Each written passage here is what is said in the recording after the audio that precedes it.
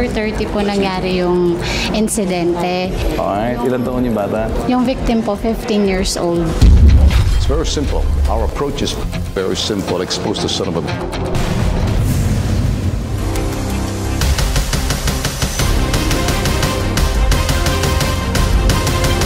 Wala naman akong ginawa sa katawan mo eh.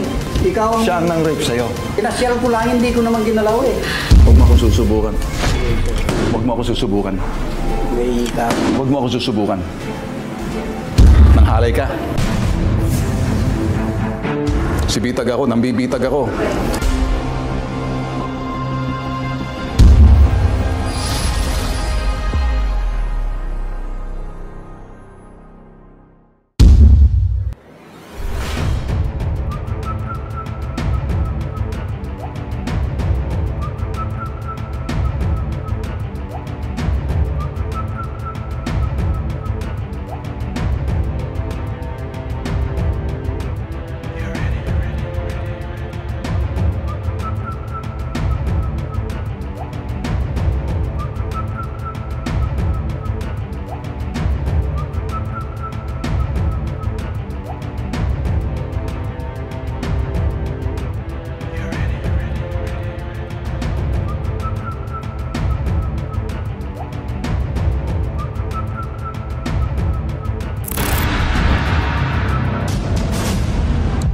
September 30 po nangyari yung insidente. Alright, ilan taon yung bata? Yung victim po, 15 years old. Paano nyo nalaman? Nagsumbong po yung bata nung hindi na niya po kayang itago kasi tinatakot po siya nung suspect. Yung pong lalaki, 69 years old. Kaibigan po siya nung namatay kong biyanan na lalaki. So, ibig 69 sabihin years old? Opo, nakita niya pong lumaki yung mga bata. Nasaan yung suspect? Nandun lang po sa kanila. Makikita ba yung suspect? Opo. May tuturo ng bata? Opo. Nakipag-areglo ba yung suspect? Ang gusto po ng suspect, magbayad po siya ng 15,000. Umamin ba ang suspect? Umirma po siya. Saan yung kasunduan? Ayaw pong ibigay sa amin yung kasulatan. Nung Sino pong nagbigay ng kasulatan? ginawa po siya sa may barangay. Naka-blatter ba ito? Yun po, blatter po yung ginawa nila. Dahil nga po may agreement na nangyari na magbabayad siya Hindi ng... po pwedeng agreement yan. Hindi po pwede nagkakaayos ng ganyan. Wala ho sa poder at hawak ng barangay na isa patupad ang batas sa pamamagitan ng pagkaareglo. Pag nakipag-areglo, guilty po barangay na to. They conspired. And he Basically, signed. sino nag-sign? Yung pong suspect dun sa agreement. Oh, what Sabi about ko, yung bata? Pinasign din? Pinasign din Hindi po siya sa pwede yan, ha? barangay. You cannot do that. I need you to give me a surveillance, give me an eyeball of the person. Whether the kid is right or whether the kid is wrong is still an RAPE. The son of a must suffer the consequence of what he did. It's very simple. Our approach is very simple. Expose the son of a...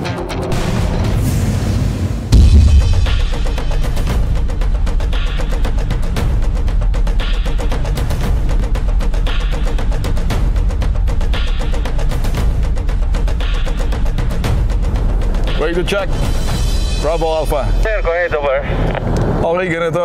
Mauuna kami pero pagdating sa Porac, pag malapit na tayo sa lugar natin, change vehicle kami. Yung the third vehicle, yung sasakyan ko kasi medyo hindi tinted to. Okay? Copy, sir, over. Ito naman ang nasa huli and then yung backup vehicle nakasunod sa amin, ha? Okay? Copy, sir, over. Okay, sige. At status natin dyan, kamusta? Nandito lang naman po yung suspect po. Bali, ang ginagawa niya, sir, paikot-ikot lang, sir. May pinipick up, tapos pagbaba niya, babalik ulit sa bahay niya. Ganun lang po yung routine niya. Opo. Parang pagta-tricycle niya, sir, parang libangan niya lang eh. Hindi talaga rin pumapasada. Pumapasada din siya, sir. Halimbawa, sa bahay niya may nakatayong isang pasahero, lalabasan niya, isasakay niya, ihatid niya, tapos sabay balik lang dito sa bahay niya. Hindi siya huminto sa terminal. Alright, sige. Kung gano'n, sa bahay lang siya. So, Opo. gaano kalaki yung bahay niya saka doon sa barangay, sa lugar? Ang barangay, sir, bali, katapat lang, tawid lang po ng bahay niya ang barangay. Tawid na bahay. Okay. Opo. Po yung bahay ni Victor Carlos na gumahasa po sa akin. Yan po yung tricycle na gamit po niya sa akin nung dinala po ako sa Mitla. Nandito yung tricycle, so ibig sabihin nandito ba siya? Opo.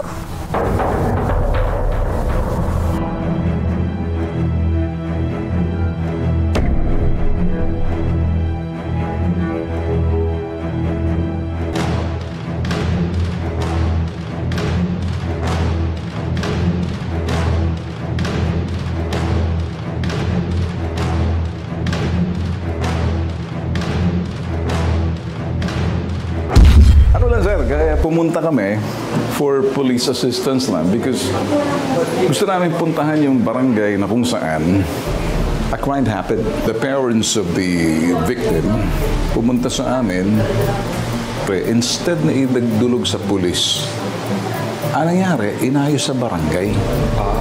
Nung suspect who happens to be related sa barangay chairman. Parang we are just there to go doon sa barangay sana to figure out ano ba talaga nangyari? Bakit ninyo inaregulo dito? Bakit hindi kayo nakapag-coordinate sa police? It's a crime.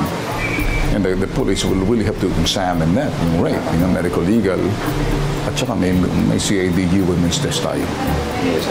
Hindi man lang ni-refer to. Yun lang kami. Sa labas pa siya. Sa labas pa siya ng bahay.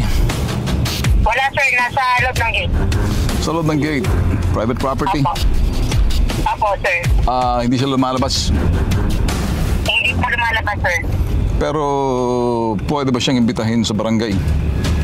Opo, andito lang siya sir, nakaupo lang sa gate, makita lang siya. Mag-isa. Okay. Kampante na yung suspect kahit medyo may isang taon na to, hindi ba? Yes sir, last year na. Basta't importante, hindi tinanggap yung pera. Hindi sir, hindi. So, pinipilit nilang ibigay sa pamamagitan ng pag-abot sa tindahan, sa ano mismo sa bahay, iniiwan na ayaw tanggap. Okay, so hindi talaga tinanggap ng victim. At sa pamilya ng biktima, okay. So talagang sumisigaw ng hustisya to. Kaya importante, matulungan talaga to kasi iba yung nagpapabayad at saka yung ayaw magpabayad. Ito yung talagang pumunta sa atin na gusto ng hustisya. Yes Okay, sir. okay. Nakita na namin kayo sir. Sir, papupunta na ako sa barangay yung bata sir. Oo, sige, importante ha. Sige. Nakita na namin kayo sir dumaan eh. Ito ang gagawin mo ha. Doon ka dumistansya, total may kasama tayong police. I mean, you take a shot, aerial, and make sure na yung drone shots natin nakakaabot doon sa lugar ng subject natin na nakatanaw ngayon, ha? Doon ka sa likod ng mobile na yun, and then from that mobile na yun, let the drone fly. I want you to do it now and make sure na makuha natin. Okay, let's go. Do it. Can you hear me? Kopya sir, kopya. Ano, nakikita mo siya? Nakikita ko sir. Keep count of shots. Pumasok pa sa loob, sa labas. Labas na sir, nasa labas yung suspect. Sa labas na ng gate. Nasa gate sir, labas na gate. Kita niya ba ang drone natin o hindi niya alam? May tinuturo sir eh. Tinuturo niya. Akala niya tutubi lang. Hayaan mo siya. Okay, anong ginagawa? Tinitingnan yung drone? Nakatingin lang sa banda sa inyo sir. Okay, balik mo ng drone, Sandy. Okay na tayo.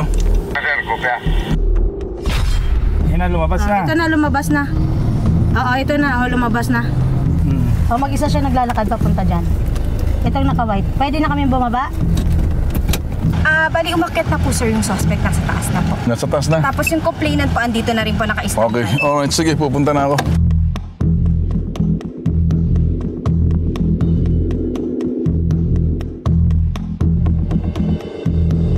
Boss, kami pumunta rito kasama ng aming pulis, ano? May nangyari hong krimen at kasama ho natin ang biktima rito. At ang biktima ho'y biktima ng panghahalay. Umabot ho sa amin. Pumunta ho kami rito para sabihin, kayo daw ho, ginawa niyong parang pag-ayusin ang suspect at ang biktima. Pumunta po dito yung nanay ng biktima. Okay. Dito nagsisigaw. Okay. Nagwawala. Wala na hong problema sa akin kung Kasi nagwawala. alam ko po yung nasa loobin niya. Sir, bago ho tayo pumunta raw, nagpapaliwanag ho kayo eh. Ang tanong ko is po pwedeng sasagutin, oo o hindi. Hindi ho humihingi ng paliwanag. Nangyari ho ba na nagkag-aregluhan ho? Opo, meron. Ang totoong nangyaring aregluhan ho rito, wala ho sa forum ninyo krimen. Kung may vowsy ho kayo, dapat yung vowsy ninyo, tinawag niyo ho ang vowsy ng pulis. Ang pulis ho, yan ho'y may women's desk. Bakit ho inalaw niyo hong mangyari ang aregluhan sa barangay na wala na ho sa poder ninyo? yung kaso na yan, nasa kailangan sa kapulisan na ako. Ito ba'y in-report nyo sa pulis? Nalaman po. Kayo ba'y nakipag-coordinate sa pulisya?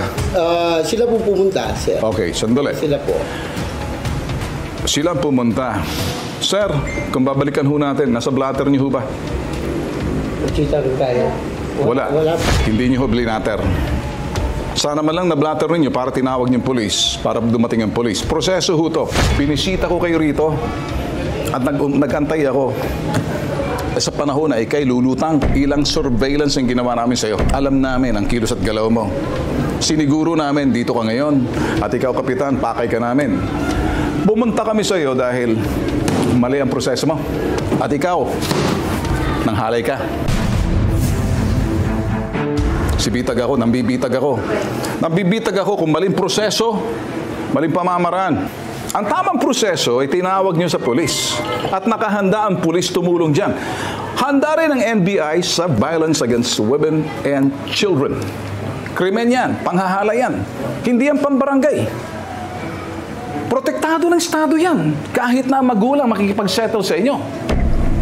Kapag ang magulang nakipag-settle sa iyo, at kung talagang nanaisid ng biktima, protektado siya ng DSWD, protektado siya ng Estado. At pwedeng habulin ka. Ikaw ba'y inareglo namang ito?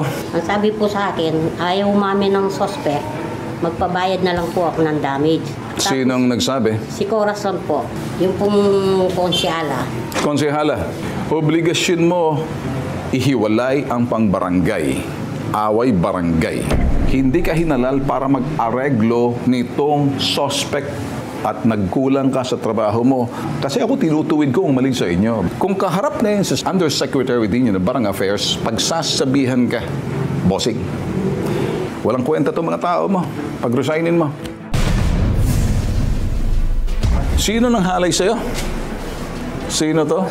Victor Carlos po. Paano mo nakilala to? Barkada po ng tatay ko. Barkada ng tatay mo. May karapatan kang kung sumagot o hindi sa aking tanong. Ikaw ba'y hinalay mo siya? Hindi nga, sir. Paano mo sinabing hindi hinalay? Nene, hinalay ka ba nitong taong tinuro mo? Opo. Saan ka dinala? Sa Mitla po. Saan sa Mitla? Anong oras? 6:30 po. Nang gabi. Anong araw? September po. September. Okay. Paano nangyari na ikay dinala doon sa pilitan, nilinlang ka, dinala ka sa sakyan, sinakay ka sa motorsiklo, paano? Sinakay po sa motorsiklo. Bakit ka sinakay sa motorsiklo, iha? Sabi po niya, hatid daw po ako. Ihatid ka. Saan ka nakita nitong matanda? Pinuntahan niya po ako sa eskwelahan. Dinundo ka sa eskwelahan. May nakakita ba mga classmate mo na sinundo ka? Opo. Sino-sino mga classmate? Madami po. Ikaw naman, sinuhulang ka ng 500. Alright. Kung inaano niyo po kami dun sa may milk tea, Ba't mo nalaman to? hindi naman po agad sinabi ng ate ko kasi nga daw po natakot daw po siya. Tapos, kasi sinabi nga daw po niyan na gagalawin niya po yung nanay ko kapag daw po nagsumbong to. Wow! Wala. Sinabi mo yun. Sinasabi, sir, umihingi lang pag merienda sa akin yun. Nag-aaral sila may pera pati kami. ako, naaabala pa sa pagtatagal ko. Silang gumagawa ng hindi maganda You shut up! 69 ka na. Kahit humingi sa'yo yan, kung binigyan mo, nilagyan mo ng mali siya. Makinig ka. Tinitingnan ko na ang liig mo eh. Nakikita kong pilantik, pulso ng liig mo kung nagsisinungaling ka. Manong, huwag mo akong susubukan. Huwag mo akong susubukan. Huwag mo akong susubukan. Sa harapan ng kapitan, ako susubukan. Huhubaran kita ng salamin ngayon. Bingkit sa mata ko. Huwag mo susubukan. May karapatan ka. Kumuha ng abogado mo. Wala akong pakialam sa'yo. Hindi ako nagsiservisyo para sa'yo. Pulis na magsasabi sa'yo kapag ikay inaresto. Hindi kita inaaresto, pero binibigyan kita ng karapatan mo, the right to be heard. What you say now will be taken against you. Naintindihan mo ba ako? Shut the f*** up if you don't want to be messed up. Ito lang ang katapat nito. Naintindihan mo ba ako? Huwag mo na akong pahiritan pa. Naintindihan mo ba ako? Ilang taong ka, ba't mo pinagnasahan yung bata? Alam mo, sir, ayan, gumagawa lang ng hindi totoo Gagawa yan. 15 years old will create something that is not true. Sandali! Gusto mo bang isalang kita sa polygraph test, pipirma ka ng waiver? Huwag mo akong lolokohin, naintindihan mo ba ako? Ha? Huwag mo akong lolokohin, ha? Huwag ka makipaglaro sa akin. Entiende? Ang lakas mo ng loob mo. Ito ba ang bata? Pupunta sa tanggapan namin, makakuha ng hustisya. Kung tinabla dito, pwede naman i-file sa piskalya eh. Wala akong pakialam kung matagal. May krimen eh. Naintindihan mo ba ako? 69 ka na, mamamatay ka ng tapos gagawa ka pa ng naharap ka na lang sa sa puong may kapal. Bakit mo gagawin sa bata? Tapos magsasabi ka pa, nahuhuli na kita sa mata mo eh. Nahuhuli na kita sa mata mo eh. Wala naman akong ginawa sa katawan mo eh. Ikaw ang siya ang nang-rape sa'yo. Pinasyal ko lang, hindi ko naman ginalaw eh. Pasyal? Control? Alaksyon? Patayin mo kayo ng camera to, okay lang, mawalang galang lang. Hampasin kita ngayon ito. Hindi ako nang bibiro. Pag pinatay ko yung camera niya, may mangyayari. Witness ka. Mag-iiwan ako ng alaala sa iyo, sapak kita ng sapatos ko. Ang pinakamababang uri, pag nangnapak ako ng sapatos sa isang individual, wala akong karespeto. Ni hayop, hindi ko pwedeng sapatusin. Etong mga ito, hindi pwedeng gumawa ng istorya para tablahin ka. Na-rape mo eh. Ang balusin kita mamaya dyan eh. Ikaw pa mangarang magalit, tumahimik ka na lang, tanda. Nakita na kita. Magsinungaling ka pa hanggat gusto mo. Ang isang individual, manong, lolo, makinig ka. Ginagalang pa kita. Pero bastos ka eh sa iyong ginagawa. Hindi sa iyong pagkatao. Pero sa ginagawa mo, hindi ka galang-galang. Formal tayo ngayon, dadalhin namin kayo. Sasama kayo ngayon sa pulisya. Ang gusto ko mangyari, masampa ang kaso. Ipa-file niyo, ma'am, ang kaso. Ngayon din, diretso natin sa fiskalya. Nandoon yung mga medical records nito. Walang areglo. Naintindihan ba ako?